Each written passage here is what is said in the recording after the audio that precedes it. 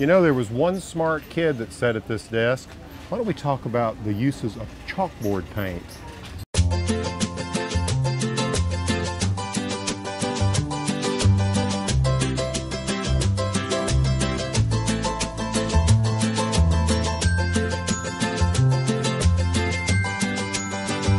Hi, Tanya. Hello. I'm just noticing some of your chalkboards. Those are really interesting. Thank you. Those seem to be really popular these days. They are.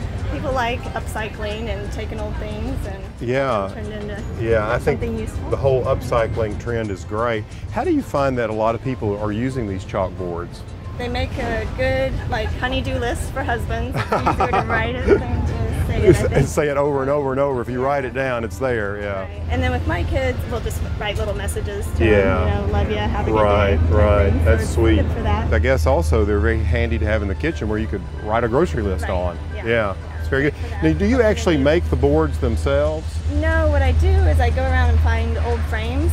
Or really, there might be ugly pictures in there that don't look right. Rip them out. So just kind of recycle the frame and then I paint them.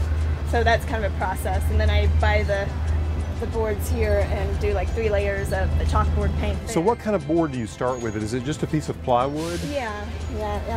If you can see the back. Oh, I see. Right. Or masonite. Yeah. Okay, and then what's the process of actually making it a chalkboard? There's a paint that's specific for doing the chalkboards, and I just get mine from Home Depot. It's just chalk paint. Chalk paint, really? Okay, Yeah. Wow, okay.